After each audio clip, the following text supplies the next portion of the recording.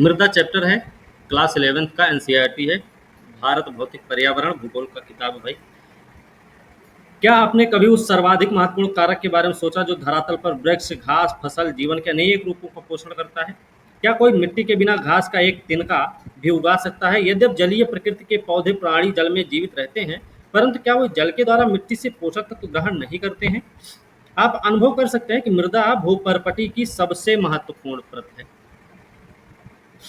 ठीक है, एक मूल्यवान संसाधन है। हमारा अधिकतर भोजन और वस्त्र मिट्टी में उगने वाली भूमि आधारित फसलों से प्राप्त होता है। दैनिक आवश्यकताओं की पूर्ति के लिए हम जिस मिट्टी पर निर्भर करते हैं उसका विकास हजारों वर्ष में होता है। अपक्षय क्रमण के विभिन्न कारक जनक सामग्री पर कार्य करके मृदा की एक पतली परत का निर्माण करते हैं। मृदा शैल, मलबा और जैव सामग्री का सम्मिश्रण होती है जो पृथ्वी की सतह पर विकसित होते हैं। मृदा निर्माण को प्रभावित करने वाले प्रमुख कारक कौन कौन से हैं, ये हम पहले भी पढ़ चुके हैं, दोबारा बताने की जरूरत तो नहीं है। वैसे उच्चावच है जनक सामग्री, जलवायु, वनस्पति और अन्य जीव रूप तथा समय, ये इसके मृदा निर्माण के प्रमुख कारक हैं। इनके अलावा मानवीय क्रियाएं भी पर्याप्त सीमा तक इसे प्रभावित करती हैं। मृदा के घटक खनिज, कण, ह्यूमस, जल और वायु होते हैं जो मृदा के घटक होते हैं। इनमें से प्रत्येक की वास्तविक मात्रा मिट्टी के प्रकार पर निर्भर करती है। ये जो मृदा के घटक होते हैं ना, ये प्रत्येक की वास्तविक जो मात्रा होती है वो मिट्टी के प्रकार पर निर्भर करती है। ये बात हुई।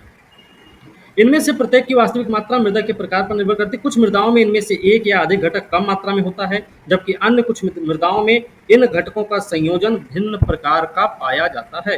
क्या आपने वन महोत्सव मनाते समय अपने स्कूल के मैदान में वृक्ष लगाने के लिए कभी गड्ढा खोदा है?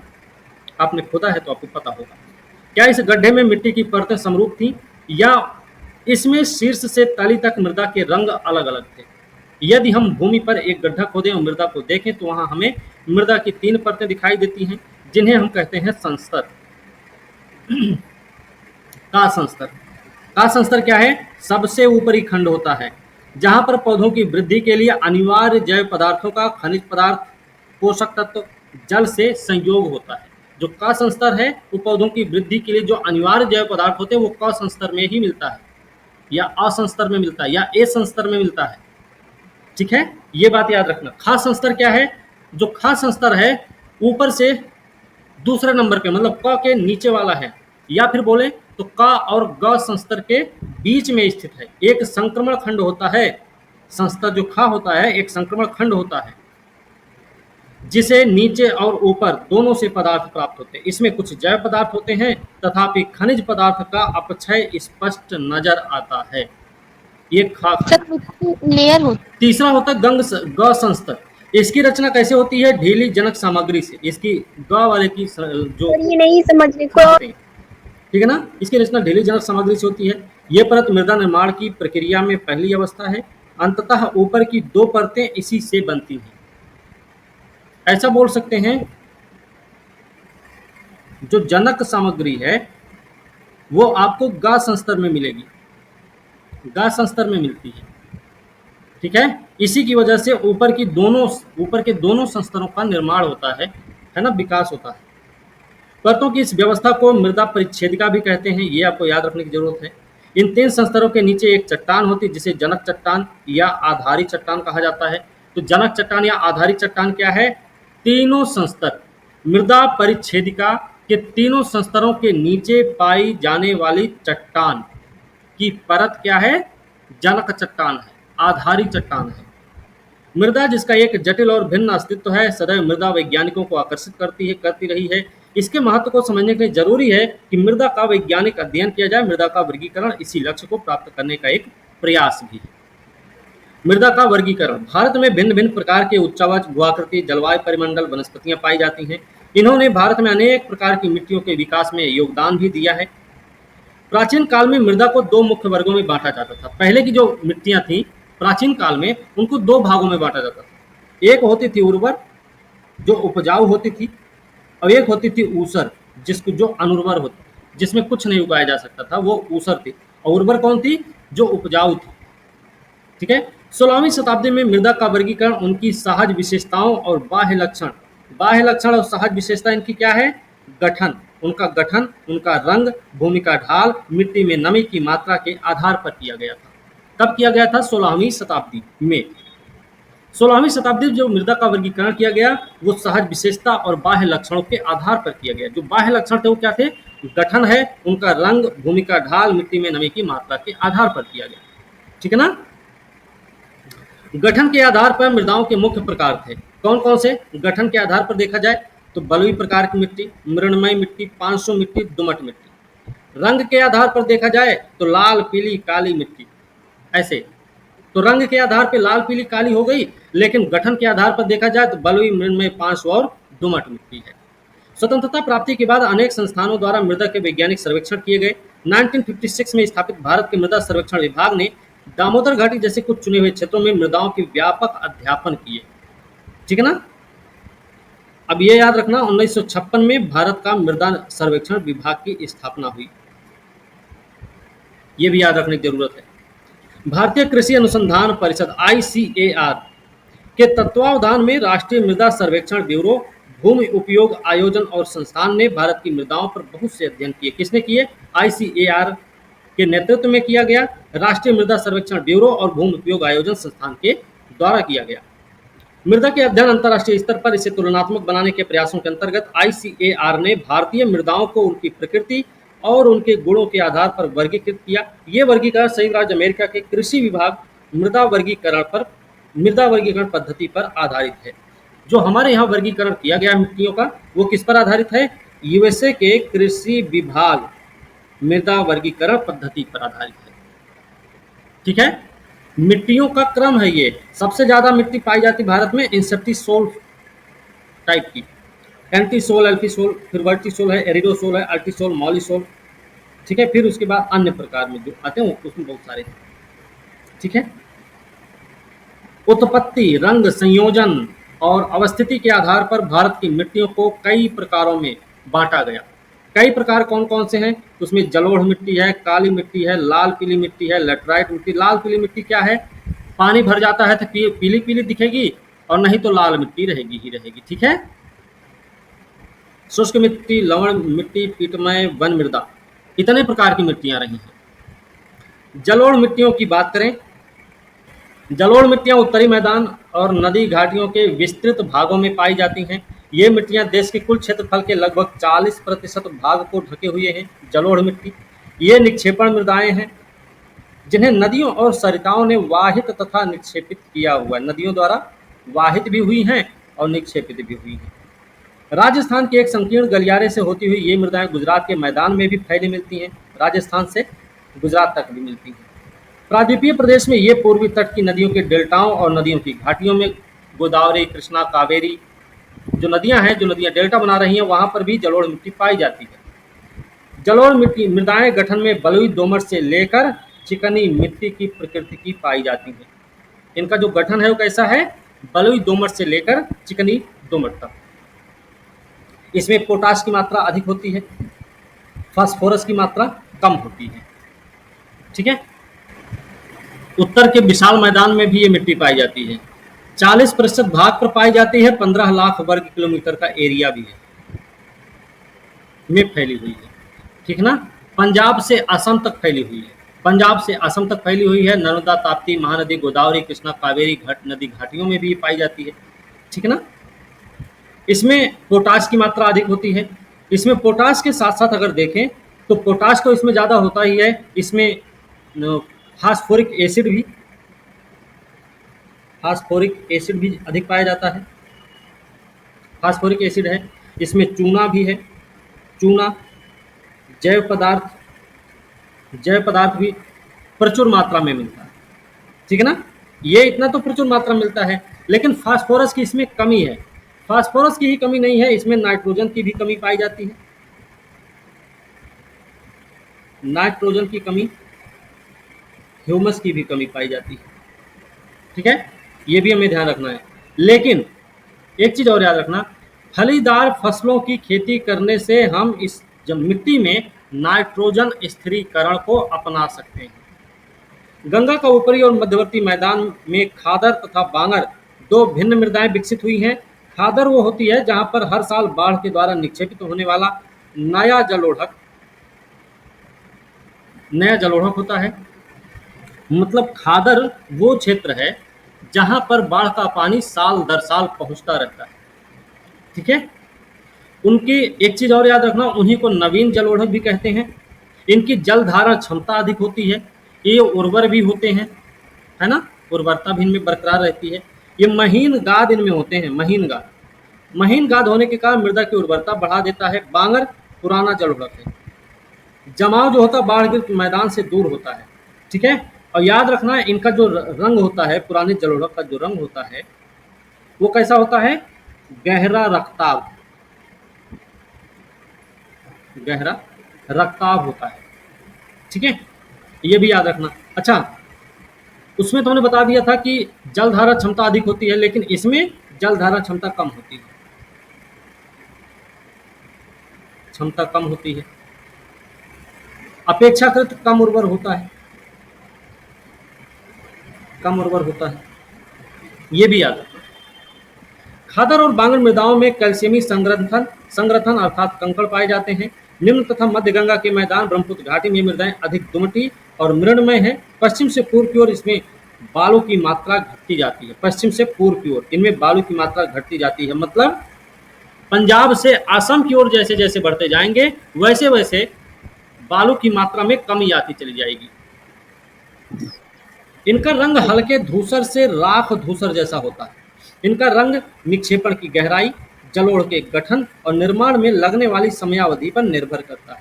जो जलोढ़ मृदाओं में रंग देखने को मिलता है, जैसे हल्का धूसर से राख धूसर जैसा है ना, भिन्नता देखने को मिलती है, उसका कारण क्या है, उसके निर्माण में जो लगने वाली समयावधि है, जलोढ़ के उसके गठन में जो कौन कौन भूमिका निभा रहा है, और निक्षेपण की गहराई, इन तीनों पर उनके रंग निर्भर करते हैं। जलोढ़ मृदाओं पर गहन कृषि की जाती है, ये बात हमें याद रखनी है। वैसे अगर देखा जाए तो इन जलोढ़ मिट्टियों का निर्माण कैसे हुआ है, तो इनका निर्माण हिमालय और प्रायद्वीप द्वारा प्राप्त मलबा और अपसारी सागर द्वारा छोड़े गए अवसाद के माध्यम से हुआ है। ठीक है, छोड़े गए गाद से हुआ है। ठीक है। गठन अगर इनका देखेंगे ना तो रेतीला से लेकर गाढ़े दोमट तक इसका गठन है। ठीक है। इसमें फसलें भी कई सारी पाई जाती हैं। फसलों के बारे में देखिए, चावल गेहूं, हम सबके यहाँ जो उगता है वो रहेगा ही रहेगा, चावल गेहूं गन्ना जूट आलू कपास मक्का तिलहन सब उगाते हैं हम लोग, तो सारी चीज़ें मिलेंगी इसमें, उगाई जाएंगी। इसमें सबसे बड़ी बात है 40 40 और 20 ये वाला रेशियो, क्योंकि इसमें तीनों मिट्टी के तीनों कण पाए जाते हैं जलोढ़ मिट्टी में। कौन कौन से हैं वो, एक तो आप देखेंगे इसमें बालू कण 40% बालू कण, फिर 40% क्या पाए जाएंगे, मृतिका, 20% क्या मिलेंगे, गाद, जिसको सिल्ट बोलते हैं।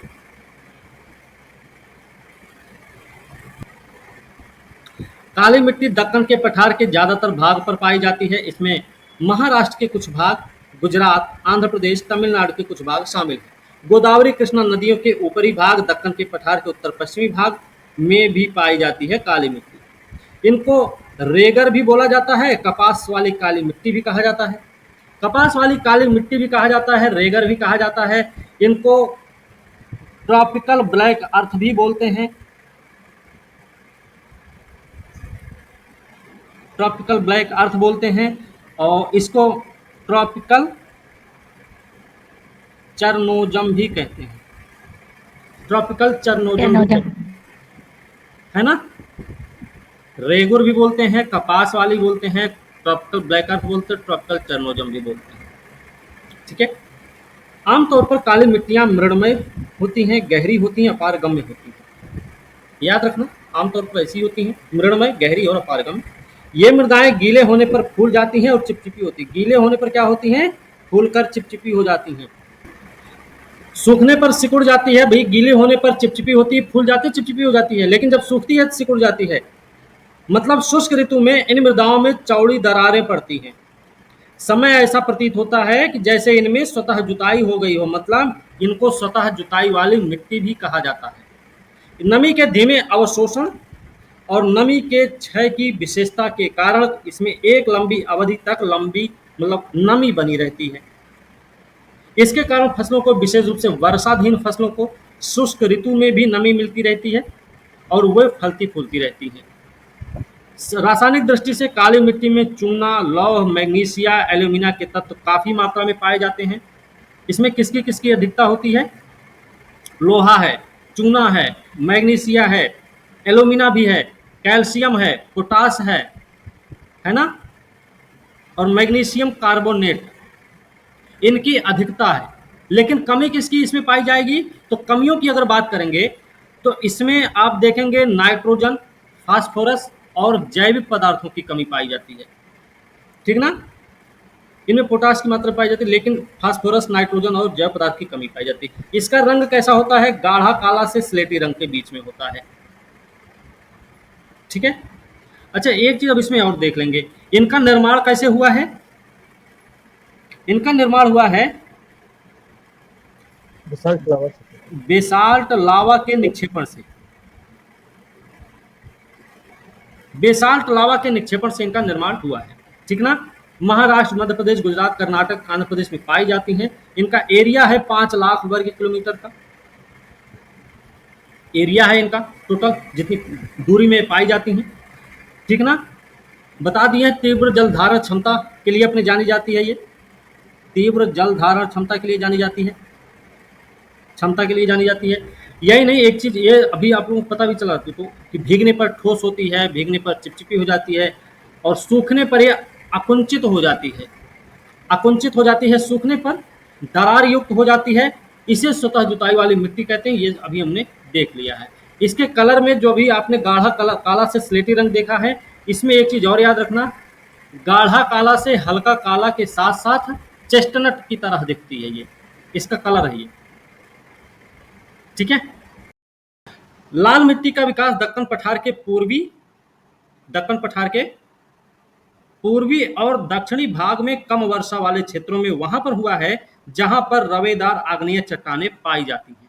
मतलब लाल मिट्टियों का विकास रवेदार आग्नेय चट्टानों के पाए जाने वाले उस क्षेत्र में जो दक्कन पठार का पूर्वी और दक्षिणी भाग का कम वर्षा वाला क्षेत्र है, वहां पर पाई जाती है।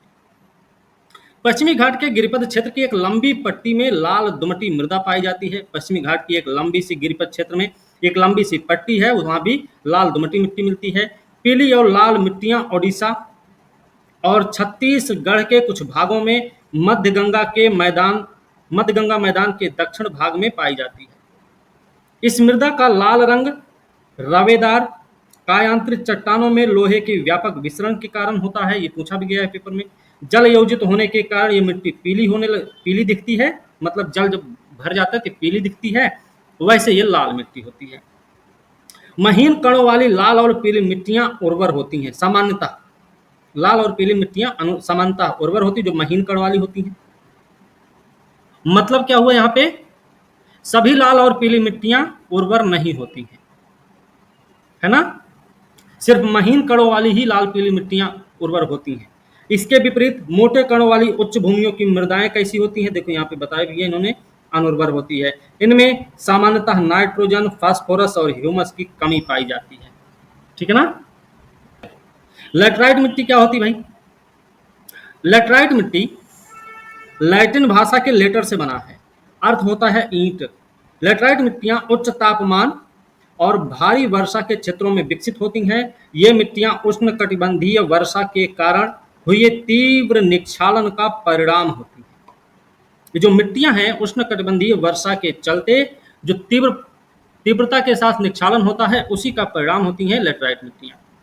वर्षा के साथ चूना और सिलिका तो निक्षालित हो जाते हैं, लेकिन लोहे के ऑक्साइड और एल्यूमिनियम के यौगिक से भरपूर मृदाएं शेष रह जाती हैं। तो बहता क्या है इसमें? लोहे के ऑक्साइड और चूना और सिलिका। बचा क्या रहता है? लोहा का ऑक्साइड और एल्यूमिनियम का यौगिक, ये बचे रह जाते हैं। उच्च तापमानों में आसानी से पनपने वाली जीवाणु ह्यूमस की मात्रा को तेजी से नष्ट कर देते हैं। उच्च तापमान में जो आसानी से पनपने वाले जीवाणु होते हैं वो क्या करते हैं? ह्यूमस की मात्रा को तेजी से नष्ट कर देते हैं। और इन मृदाओं में जैव पदार्थ नाइट्रोजन, फास्फेट, कैल्शियम की कमी पाई जाती है। ह्यूमस तो कम होता ही है, साथ ही साथ जैव पदार्थ नाइट्रोजन, फास्फेट और कैल्शियम की भी कमी इसमें देखने को मिलती है। लौह ऑक्साइड और पोटास की अधिकता होती है। परिणाम ये होता है कि लेटराइट मिट्टियां कृषि के लिए पर्याप्त उपजाऊ नहीं होती हैं। तो लेटराइट मिट्टियां कृषि के लिए पर्याप्त उपजाऊ नहीं होती हैं। क्यों नहीं होती हैं? क्योंकि इनमें जैव पदार्थ नाइट्रोजन, फास्फेट, कैल्शियम की कमी होने के साथ साथ लौह ऑक्साइड और पोटास की अधिकता पाई जाती है। बात क्लियर? फसलों के लिए उपजाऊ बनाने के लिए मिट्टी में खाद और उर्वरक की भारी मात्रा डालनी पड़ती है। तमिलनाडु, आंध्र प्रदेश, केरल में काजू जैसे वृक्षों वाली फसलों की खेती के लिए ये मिट्टियां जरूरी होती हैं। मकान बनाने के लिए लैटराइट मिट्टी का प्रयोग ईंटा बनाने में किया जाता है। ईंटा जिससे बनता है वो लैटराइट मिट्टी होती है। इनका विकास मुख्य रूप से प्रायद्वीपीय पठार के ऊंचे क्षेत्रों में हुआ है। लैटराइट मिट्टियां सामान्य रूप से कर्नाटक, केरल, तमिलनाडु, मध्य प्रदेश, उड़ीसा और असम के पहाड़ी क्षेत्र में पाई जाती है। एक चीज और याद रखना, इस लैटराइट मिट्टी का सबसे पहले अध्ययन अगर किसी ने किया था, सर्वप्रथम अध्ययन किसी ने किया तो उनका नाम था बुकानन महोदय। बुकानन महोदय ने किया था 1905 में। ठीक है, 1905 में बुकानन महोदय ने किया था। भीगने पर अगर देखें, भीगने पर ये मक्खन की तरह मुलायम हो जाती है। मक्खन की तरह मुलायम हो जाती है। ठीक है, और सूखने पर कैसी हो जाएगी? फिर सूखने पर कड़ी हो जाएगी भाई, काफी मजबूत हो जाती है। मतलब काली मिट्टी के बिल्कुल उलट होती है, ऐसा बोल सकते तो हैं। क्या चीज बनता है? ये चीज याद रखना है। उष्ण कटिबंधीय जलवायु की विशिष्ट मिट्टी होती है ये। उष्ण कटिबंधीय जलवायु की विशिष्ट मिट्टी भी होती है ये भी याद रखना चाहिए। तीव्र विक्षालन का परिणाम होता है, इसमें बताया ही गया है। तीव्र विक्षालन का परिणाम होता है ये। तीव्र विक्षालन का परिणाम होता है। ये आर्द्र प्रदेशों की अपक्षालित मिट्टी होती है। अपक्षालित मिट्टी होती है आर्द्र प्रदेशों की। ठीक है ना, ध्यान रखना। उड़ीसा, छोटा नागपुर पठार, पश्चिमी घाट, कर्नाटक, केरल, तमिलनाडु जैसे एरिया में पाई जाती है। एरिया की बात कर लें तो 1.26 लाख वर्ग किलोमीटर क्षेत्र में मिलेगी ये मिट्टी। केरल में सबसे अधिक पाई जाएगी। केरल में सर्वाधिक विस्तार है इसका, ये भी याद रखने की जरूरत है। ठीक है, एक चीज और याद रख सकते हैं इसमें, रासायनिक संघटन और ऊंचाई में सामान्य संबंध पाया जाता है। सामान्य संबंध भी पाया जाता है। काजू की खेती के लिए अच्छी होती है, टेपियोका की खेती के लिए भी अच्छी होती है ये। टेपियोका और काजू की खेती के लिए अच्छी होती है ना। ये भी बात हमें याद रखनी है। ठीक है, अगली मिट्टी का नाम है शुष्क मिट्टी है। हाँ, शुष्क मिट्टी। सर दिखाइए ना जल्दी।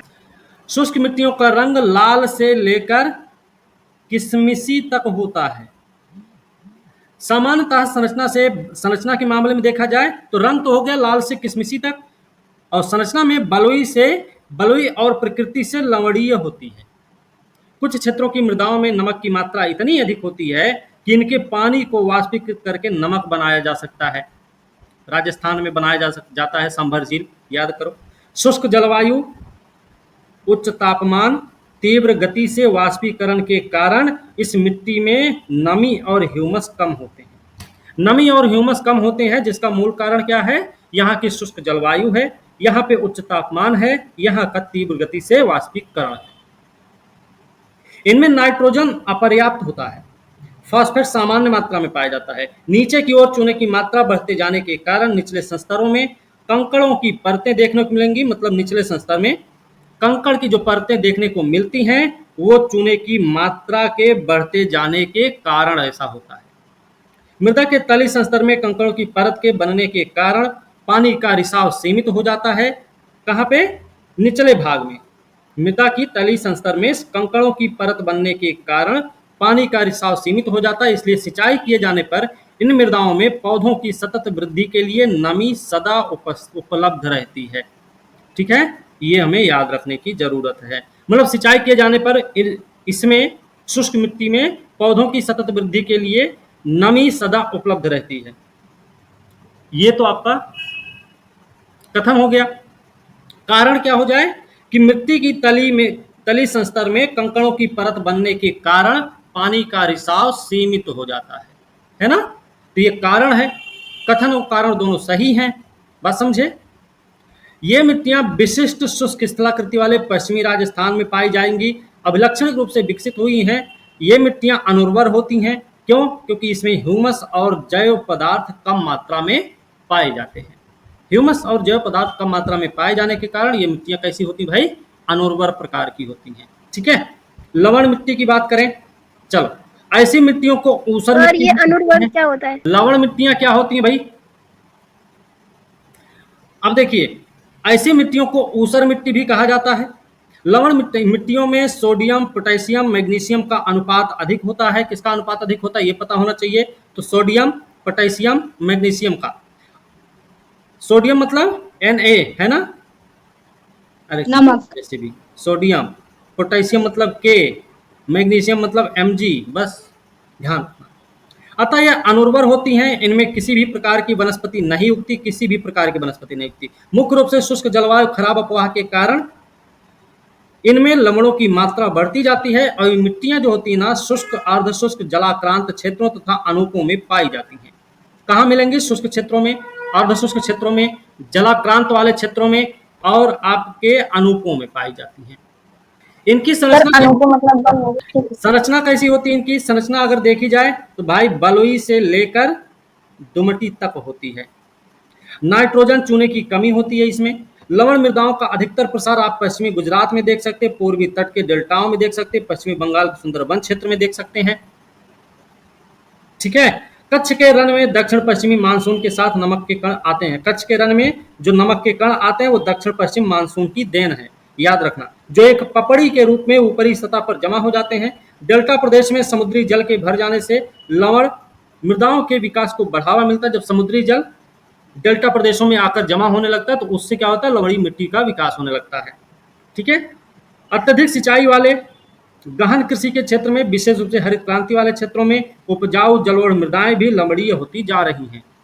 शुष्क जलवायु वाली दशाओं में अत्यधिक सिंचाई केशिका क्रिया को बढ़ावा देती है। जो शुष्क जलवायु वाली दशा होती है जहां पे, वहां पर अत्यधिक सिंचाई केशिका क्रिया को बढ़ावा देती है। ये केशिका क्रिया क्या है भाई? सर सूखने वाली। हाँ, इसके परिणाम स्वरूप नमक ऊपर की ओर बढ़ता है, मृदा की सबसे ऊपरी परत में नमक जमा हो जाता है। मतलब अत्यधिक सिंचाई जहां पर होती है वहां पे केशिका क्रिया को बढ़ावा मिलता है और इसी केशिका क्रिया की वजह से क्या होता है? नमक ऊपर की ओर बढ़ता रहता है। इसकी वजह से क्या हो जाता है? ऊपर की ओर बढ़कर नमक आके परत दर परत के रूप में जमा होता चला जाता है। धीरे धीरे वही प्रक्रिया क्या करती है? उस जमीन में लवणीयता को बढ़ाती है, जलाक्रांतता की स्थिति को बढ़ावा देती है। क्या इस प्रकार क्षेत्रों में, विशेष रूप से पंजाब, हरियाणा में मृदा की लवणता की समस्या से निपटने के लिए जिप्सम डालने की सलाह दी जाती है। लवणता की समस्या से निपटना है तो क्या करना होता है? जिप्सम डाला जा सकता है। जिप्सम डाल के हम इसकी समस्या से मुक्ति पा सकते हैं, है ना। वैसे मिट्टी में जो जिप्सम है ना, जिप्सम को एक दूसरा नाम भी बोलते हैं। क्या दूसरा नाम इसका है? सर छाड़िए। अरे नहीं भाई, जिप्सम होता है कैल्शियम सल्फेट। ये सुपोर। कैल्शियम सल्फेट भी होता है ये, है ना। इससे हम क्षारीयता को दूर कर सकते हैं। ठीक है। और एक दूसरा है सोडियम और मैग्नीशियम। सोडियम मतलब Na और मैग्नीशियम, इनसे लवणीयता को दूर किया जाता है। ठीक है। सबसे ज्यादा क्षारीय मिट्टी कहाँ मिलती है? सबसे ज्यादा क्षारीय मिट्टी कहाँ मिलेगी? जोर से बोलिए ना, डीजे बंद है। उत्तर प्रदेश में सबसे ज्यादा क्षारीय मिट्टी उत्तर प्रदेश में मिलती है, और सबसे ज्यादा लवणीय मिट्टी कहाँ मिलेगी फिर? गुजरात में सर। हाँ, गुजरात में। ठीक है, ये हमें याद रखना है। एक चीज और याद रख लेना, सिंचित भूमि में लवणी भवन का प्रभाव मृदा को अपारगम्य बना देता है।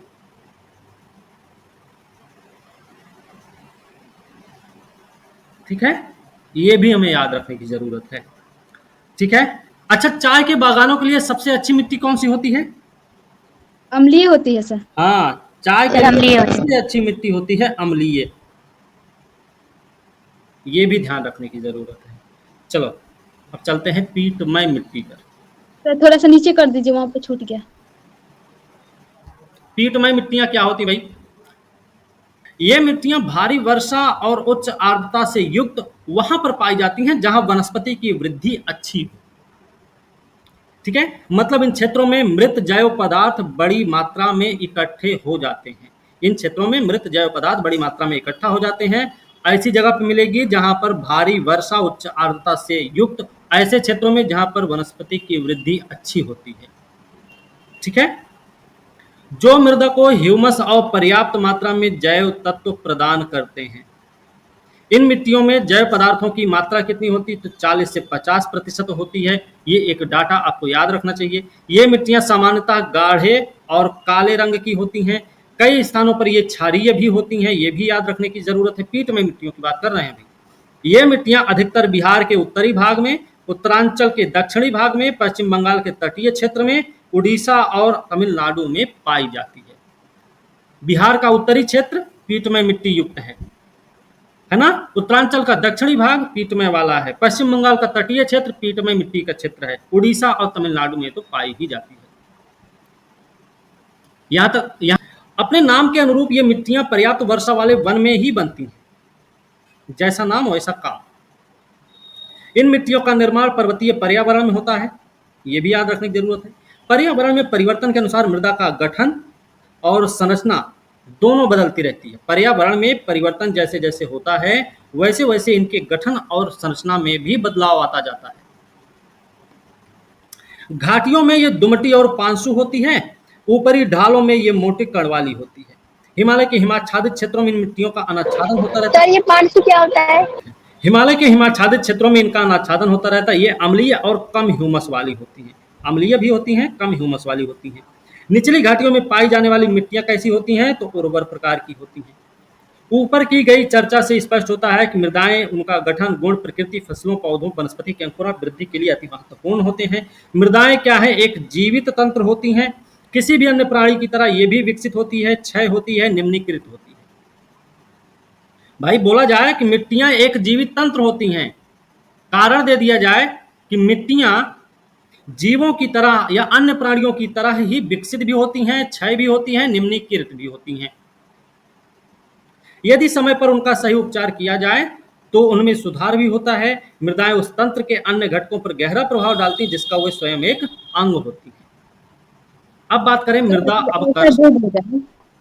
अवकर्षण की बात करेंगे। ठीक है, अब देखिए मृदा अवकर्षण क्या भाई? मोटे तौर पर मृदा अवकर्षण को मृदा की उर्वरता के ह्रास के रूप में परिभाषित किया जा सकता है। मृदा अवकर्षण का मतलब होता है मृदा का ह्रास होना, मृदा की उर्वरता का ह्रास होना। इसमें मृदा का पोषण स्तर गिर जाता है। अवकर्षण में क्या होता है? पोषण स्तर गिर जाता है। अपर्दन और दुरुपयोग के कारण मृदा की गहराई कम हो जाती है। भारत में मृदा संसाधनों के क्षय का मुख्य कारक क्या है? मृदा का अवकर्षण।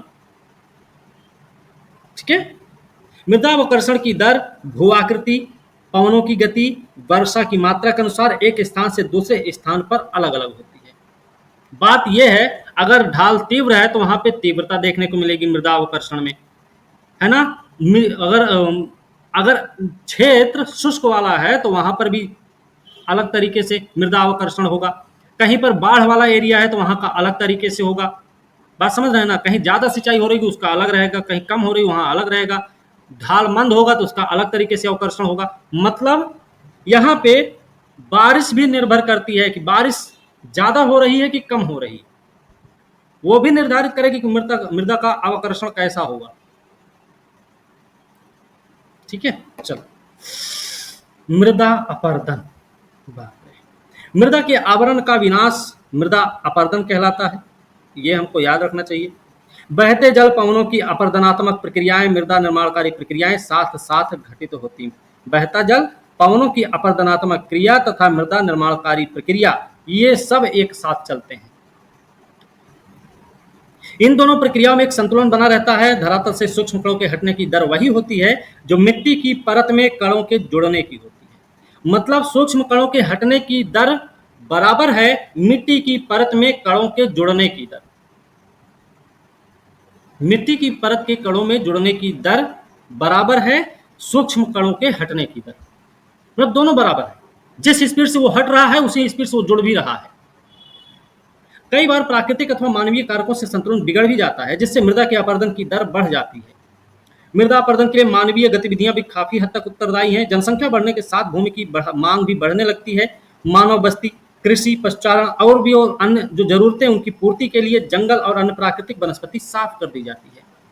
मृदा को हटाने, उसका परिवहन कर सकने के गुण के कारण पवन और जल मृदा अपरदन के दो शक्तिशाली कारक होते हैं। कौन कौन है मृदा अपरदन के दो शक्तिशाली कारक? एक तो पवन है और दूसरा जल है। पवन द्वारा अपरदन जो होता है वो शुष्क क्षेत्रों में, अर्ध शुष्क प्रदेशों में होता है, और भारी वर्षा तथा खड़ी ढाल वाले प्रदेशों में बहते जल द्वारा किया गया अपरदन महत्वपूर्ण होता है। जो खड़े ढाल वाला होता है, जहां पे ज्यादा बारिश होती है वहां जल ही जिम्मेदार है, लेकिन रेगिस्तान में हवा जिम्मेदार है ना।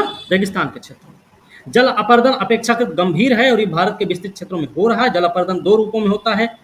दो रूप इसके कौन से हैं? एक तो होता है परत अपरदन और दूसरा होता है अवनालिका अपरदन। एक परत अपरदन है, एक अवनालिका अपरदन है। परत अपरदन का मतलब क्या है? अगर अपरदन को देखा जाना तो अपरदन के कई सारे मतलब तरीके होते हैं।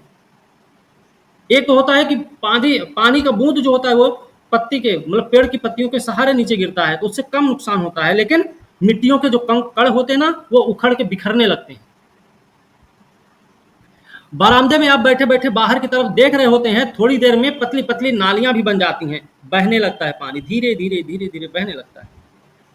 थोड़ी देर और बैठ के देखते रहे तो यही नालियां फिर ढेर सारी छोटी छोटी छोटी छोटी दिखेंगी और कहीं जाके फिर ये एक बड़ी नाली की जैसी बन जाएगी, मतलब सब मिल जाएंगे इसी में और ये पानी थोड़ा तेज बहने लगेगा। आपके दरवाजे के सामने की बात है ये, कहीं बाहर की बात नहीं बोल रहे हैं। यही नालियां, ये वाली जो नाली है, यही कई सारी नालियां फिर आके एक बड़ी सी नाली दूसरे में मिलेंगी तो वहां पे और तेजी से पानी बहेगा, है ना।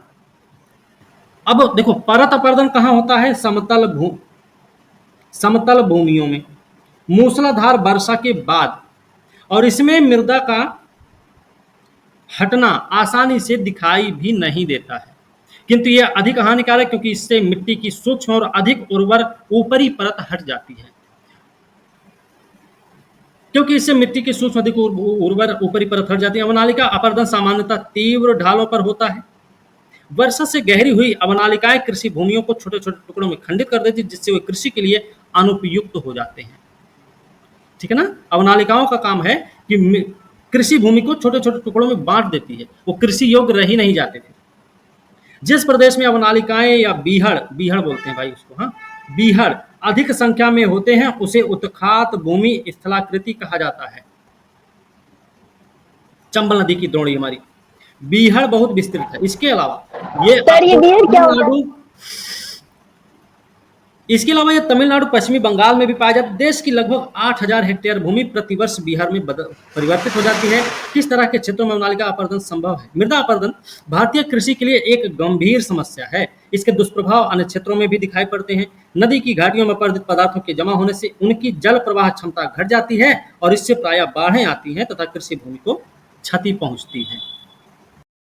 मृदा अपरदन के जो प्रमुख कारक हैं उसमें आप झूम कृषि, अवैज्ञानिक कृषि पद्धति ऐसे बता सकते हैं। झूम कृषि, अवैज्ञानिक कृषि पद्धति,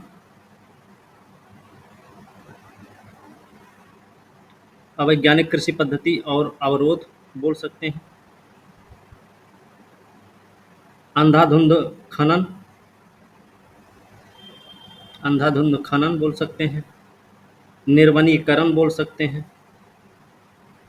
इसके साथ साथ अत्यधिक पशुचारण भी बोल सकते हैं, है ना, ये बोल सकते हैं। इसके अलावा वनों में आग लगना ये भी तो हो सकता है ना, हाँ, इसी में आएगा ना, इसी का कारक है ना। वो मृदा अपरदन का कारक क्यों होगा? वो तो पारिस्थितिक तंत्र को नष्ट कर रहा है ना, जैव विविधता का ह्रास करता है वो तो, है ना। जी सर। तो ध्यान रखो थोड़ा सा। सबसे ज्यादा प्रभावित क्षेत्र कौन सा है मृदा अपरदन से? तो चंबल यमुना का उत्खात भूमि, चंबल यमुना की उत्खात भूमि, उत्खात भूमि सबसे ज्यादा प्रभावित। पश्चिमी हिमालय का गिरिपद क्षेत्र, गिरिपद क्षेत्र, ये ध्यान रखो। छोटा नागपुर का पठार, छोटा नागपुर का पठार। ताप्ती साबरमती, साबरमती का घाटी क्षेत्र, घाटी क्षेत्र ध्यान रखो, जिसको हम मालवा क्षेत्र भी बोलेंगे, मालवा क्षेत्र भी बोल देंगे। महाराष्ट्र का काली मिट्टी का क्षेत्र, काली मिट्टी का क्षेत्र, काली मिट्टी का क्षेत्र भी सबसे ज़्यादा प्रभावित एरिया में आते हैं। अपरदन, अपक्षय और निक्षेपण, 3 प्रक्रियाएं होती हैं। अपक्षय किसको कहते हैं?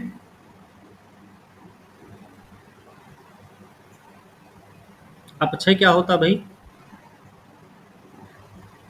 जहाँ पर हाँ बोलो। जहाँ से मिट्टी कटाव होता है वो होता है, जहाँ पे उसको ढोक ले जाती परिवहन, वो अपरदन होता है। जहाँ जमा होता है उसको निष्ठालन कहते हैं। हाँ ठीक है। मतलब कणों का टूटकर गिरना अपक्षय है ना। टूटे हुए कणों, सॉरी, टूटकर गिरे हुए कणों का जो परिवहन होता है तो वो किसके माध्यम से होता है? या तो जल के माध्यम से होगा या तो वायु के माध्यम से होगा, तो उसको अपरदन बोलेंगे। जहां पे जाके जमा हो रहा है वो निक्षेपण है। अब हमने पूछा आप लोगों से कि अपरदन को निर्धारित करने वाले कारक कौन है? अपक्षय, अपरदन, निक्षेपण। तो अपरदन को निर्धारित करने वाले कारक कौन से होते हैं? तो हमने कल ही बताया था, तापमान, वर्षा की मात्रा, ढाल, ढाल, और कुछ बताए थे?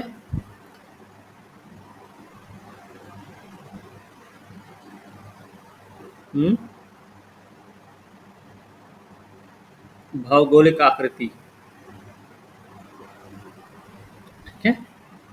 ये कुछ हैं इसके कारक जो निर्धारित करते हैं कितना अपरदन होना होगा, कितना नहीं होगा, किस स्पीड से होगा, किस स्पीड से नहीं होगा, ठीक है। ये हमने आपको कल ही बता रखा था, ठीक है। सिंचित भूमि में, सिंचित भूमि में जो लवणी भवन का प्रभाव होता है वो क्या करता है मिट्टी के लिए? सिंचित भूमि में लवणी भवन का प्रभाव क्या करता है मिट्टी के लिए? बंजर कर देता है सर। बंजर कर देता है, लेकिन बंजर बोलना उतना अच्छा नहीं है, अपार गम्य बना देता है, ठीक है। जी सर। हाँ, हमने पारगम्य में मतलब, ठीक है भाई, तो थोड़ा सा इस तरीके से हमें याद रखना होगा, ठीक है। चल, अच्छा, चंबल घाटी क्षेत्र का निर्माण कैसे हुआ है? चंबल घाटी क्षेत्र का निर्माण हुआ है, जो चंबल घाटी में हम खोह, खड्डा, ये सब देखते हैं ना, ये सब अवनालिका अपर्दन की देन है, अवनालिका अपर्दन की देन है। ठीक है। मृदा अपर्दन का अगर अनुक्रम देखा जाए, मृदा अपर्दन का अनुक्रम अगर देखा जाए तो इसमें सबसे पहले होता है आस्फाल अपर्दन, आस्फाल अपर्दन, फिर होता है परत अपर्दन, फिर होता है रिल अपर्दन, रिल अपर्दन होता है, फिर होता है अवनालिका अपर्दन, अवनालिका अपर्दन, उसके बाद होता है धारा चैनल प्रवाह। नाम में ही डर लग रहा है नहीं, धारा चैनल जैसा कुछ नाम ही अजीब सा है, खतरनाक टाइप का नाम लग रहा है, तो मतलब सबसे बड़ा यही होगा, ई सबका पप्पा होगा यही वाला, है ना, ऐसे ही लग रहा होगा ये तो। ये सबसे बड़ा है, लिख दीजिए बगल में। ये सबसे लास्ट में यही होता है। होता क्या है, एक पेड़ की मान लो ये पत्ती है, ऐसे बनी है पत्ती, ऐसे लो, ऐसे घुमा दिए ऐसे करके, इस पे पानी पड़ा, पानी की बूंद पड़ी, इस पे पानी की बूंद जो पड़ी वो पानी की बूंद टप से गिर गई धरती पे, स्थलीय क्षेत्र पे गिरी। जहां वो गिरेगी उस जगह पर क्या होगा, वहां के जो कण होंगे वो बिखर जाएंगे, बिखरना शुरू हो जाएंगे बराबर से, क्योंकि पानी टपकता रहेगा। शुरुआत यहीं से होती है इसकी। शुरू में ये इसके कण उखड़ते रहेंगे, धीरे धीरे वही टप टप जो पानी गिरता रहेगा वो एक समय ऐसा भी आएगा कि वो परतों को उखाड़ना शुरू करेगा। फिर ऐसे मान लीजिए यहाँ पर पानी गिर रहा था, ऐसे छोटा छोटा गड्ढा भी दिखने को मिल जाएगा आपको परत के। यस सर, देखिए बारिश के मौसम में। अब बारिश हो रही बराबर से, रुकने का नाम ले नहीं रही है।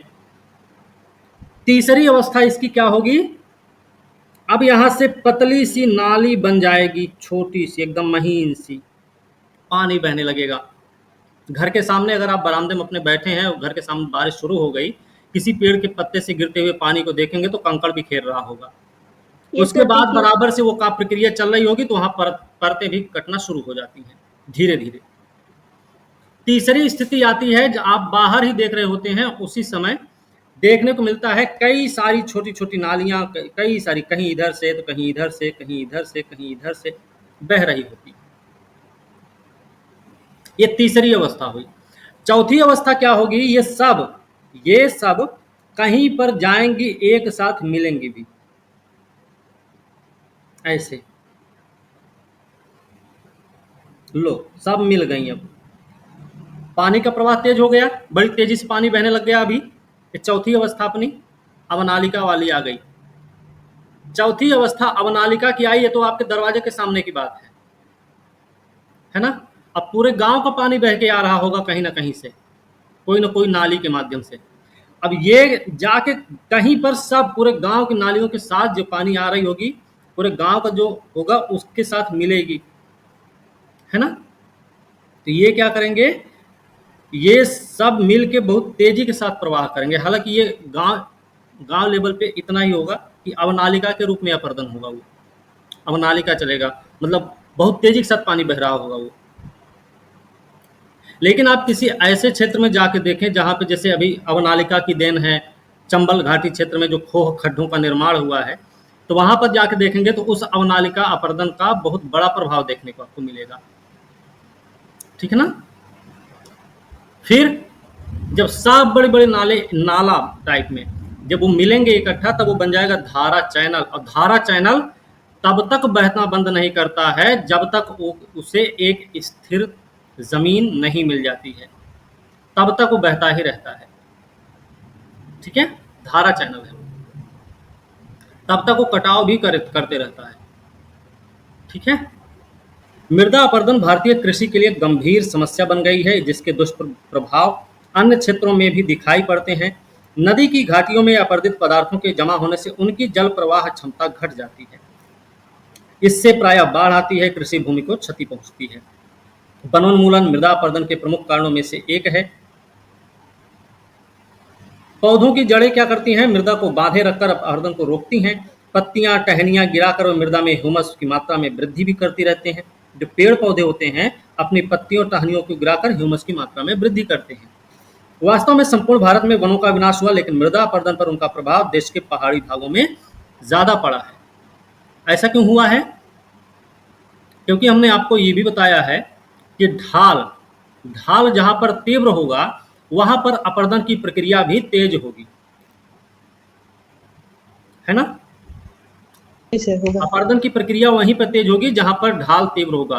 मंद ढाल होगा तो वहां पर अपरदन की प्रक्रिया धीमी रहेगी। अब बिल्कुल ढाल नहीं रहेगा, हालांकि ढाल तो हर जगह मिलेगा, चाहे समतल मैदान ही क्यों ना हो, है ना?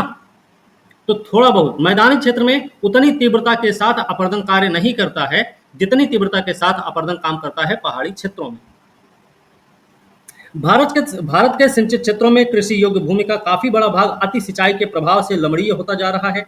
मृदा के निचले संस्तरों में जमा हुआ नमक धरातल के ऊपर आकर उर्वरता को नष्ट कर देता है।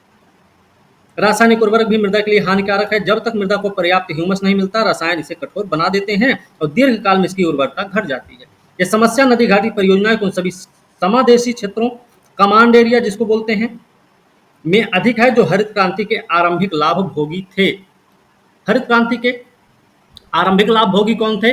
पंजाब, हरियाणा, पश्चिमी उत्तर प्रदेश, है ना? आंध्र प्रदेश भी है उसमें शामिल, आपको ये भी याद रखना है। ठीक भाई, चलो। अनुमानों के अनुसार भारत की कुल भूमि का लगभग आधा भाग किसी न किसी मात्रा में अवकर्षण से प्रभावित है। प्रतिवर्ष भारत में अवकर्षण के कारक लाखों टन मृदा और उनके पोषक तत्वों का ह्रास करते हैं, जिनका दुष्प्रभाव हमारी राष्ट्रीय उत्पादकता पर पड़ता है। इसलिए जरूरी है कि मृदाओं के उद्धारण और संरक्षण के लिए तत्काल उपाय किए जाएं। मृदा संरक्षण कैसे किया जाए? यदि मृदा अपरदन और मृदा क्षय मानव द्वारा किया जाता है तो स्पष्टतः मानवों द्वारा इसे रोका भी जा सकता है। संतुलन बनाए रखने के प्रकृति के लिए अपने नियम हैं। बिना संतुलन बिगाड़े भी प्रकृति मानवों को अपनी अर्थव्यवस्था का विकास करने के पर्याप्त अवसर प्रदान करती है। ठीक है, बिना संतुलन बिगाड़े भी प्रकृति मानवों को अपनी अर्थव्यवस्था का विकास करने का पर्याप्त अवसर देती है। मृदा संरक्षण एक विधि है। क्या किया जाता है मृदा संरक्षण में? जिसमें मिट्टी की उर्वरता बनाए रखी जाती है, मिट्टी के अपरदन और क्षय को रोका जाता है तथा मिट्टी की निम्नलिखित दशाओं को सुधारा जाता है। मृदा अपरदन मूल रूप से दोषपूर्ण पद्धतियों द्वारा बढ़ता है। दोषपूर्ण पद्धतियां क्या हैं भाई? वही बताए। दोषपूर्ण पद्धति कृषि का सही तरीका नहीं, हमारे पास वैज्ञानिक पद्धति से हम कृषि नहीं कर सकते हैं, हम निर्वनीकरण को बढ़ावा देते हैं, पशुचारण पद्धति हमारी कुछ भी है, अतिचारण अपना के रखते हैं, अति सिंचाई कर लेते हैं, ये सारे काम हमारे। अंधाधुंध कहीं भी खुदाई चल रही है ना? किसी भी तर्क संगत समाधान के अंतर्गत पहला काम ढालों की कृषि योग्य खुली भूमि पर खेती को रोकना। ढालों की कृषि योग्य जो भूमि है उस पर खेती को रोकना तर्क संगत समाधान में पहला काम यही है। 15 से 25% ढाल प्रवणता वाली भूमि का उपयोग कृषि के लिए नहीं होना चाहिए। यदि ऐसी भूमि पर खेती करना जरूरी भी हो जाए तो इस पर सावधानी से क्या करना चाहिए? सीढ़ीदार खेती करनी चाहिए। भारत के विभिन्न भागों में अति चराई, स्थानांतरित कृषि ने भूमि के प्राकृतिक आवरण को दुष्प्रभावित किया, जिससे विस्तृत क्षेत्र अपरदन की चपेट में आ गए हैं। ग्रामवासियों को इनके दुष्परिणामों से अवगत करवाकर इन्हें अति चराई, स्थानांतरित कृषि नियमित और नियंत्रित करना चाहिए। नियंत्रित का मतलब यह नहीं है कि आप एकदम अब रोक देंगे, नहीं, चारागाह नहीं रहेगा भाई, बंद करो अभी सब, बहुत हो गया, ये काम नहीं करना है। नियंत्रित होने का मतलब, नियंत्रित करने का मतलब है एक विशेष जगह डिसाइड कर दी जाए कि ये है भाई चारागाह भूमि, यहां पर आपके जानवर जाएंगे, यहां पर अपना चरेंगे, दिन रात यहीं पे यही चारागाह आपका है। कहीं भी आप अपने जानवर को चरने के लिए नहीं छोड़ सकते। ठीक है, ठीक है। मेड़बंदी करनी चाहिए समोच्च रेखा के अनुसार, मेड़बंदी करो भाई।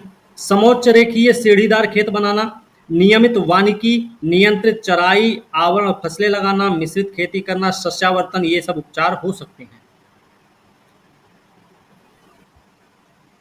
2 सीजन हमने काटा, तीसरा सीजन भी हम फसल ले ही लेते हैं। कोई पिपरमिंट बो के लेता है, कोई पुदीना की खेती करता है ना? छोड़ो, ठीक है। कोई पुदीना की खेती कर लेता है, कोई खीरा, ककड़ी, तरबूज, खरबूज, ये जो जायद की फसलें ये कर लेता है ना? सस्यावर्तन है, मतलब आप जमीन पे कितनी फसल ले रहे हैं ना। किसी राज्य का सस्यावर्तन है 150%, किसी का है 200, 250%, 300%। अवनालिका अपर्दन को रोकने, उनके बनने पर नियंत्रण के प्रयत्न किए जाने चाहिए। अंगुल्याकार अवनालिकाओं को सीढ़ीदार खेत बनाकर समाप्त किया जा सकता है। जो अंगुल्याकार अवनालिकाएं हैं उनको सीढ़ीदार खेत बनाकर भी समाप्त किया जा सकता है। बड़ी अवनालिकाओं में जल की अपरदनात्मक तीव्रता को कम करने के लिए रोक बांध की एक श्रृंखला बनानी चाहिए। सर ये थैंक यू सर। रोक बांध की एक श्रृंखला बनानी चाहिए। अवनालिकाओं के शीर्ष की ओर फैलाव को नियंत्रित करने पर विशेष ध्यान दिया जाना चाहिए। ये कार्य अवनालिकाओं को बंद करके सीढ़ीदार खेत बनाकर, अवनालिकाओं को बंद करके सीढ़ीदार खेत बनाकर या आवरण वनस्पति का रोपण करके किया जा सकता है।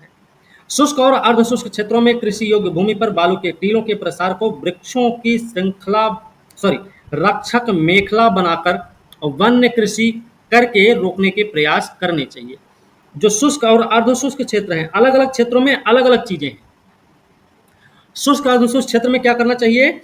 बालू के टीलों के प्रसार को रोकने के लिए वृक्षों की रक्षक मेखला बना देनी चाहिए। वृक्षों की रक्षक मेखला मतलब ऐसे लाइन से पेड़ लगा दो ढेर सारा,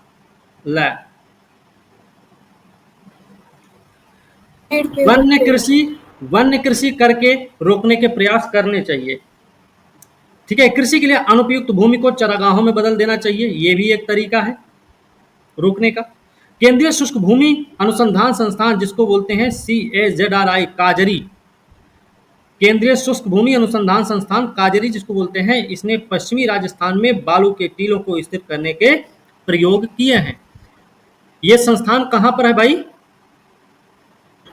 भारत सरकार द्वारा स्थापित केंद्रीय मृदा संरक्षण बोर्ड ने क्या किया? विभिन्न भागों में मृदा संरक्षण की अनेक योजनाएं बनाई। ये योजनाएं जलवायु की दशाओं, भूमि संरूपण, लोगों के सामाजिक व्यवहार पर आधारित हैं। ये योजनाएं भी एक दूसरे से तालमेल बनाए बिना ही चलाई गई हैं, तथा मृदा संरक्षण का सर्वोत्तम उपाय भूमि उपयोग की समन्वित योजनाएं ही हो सकती हैं। ठीक है। भूमि का उनकी क्षमता का समन्वित योजनाएं, मृदा संरक्षण का सर्वोत्तम उपाय क्या है? भूमि उपयोग की समन्वित योजना।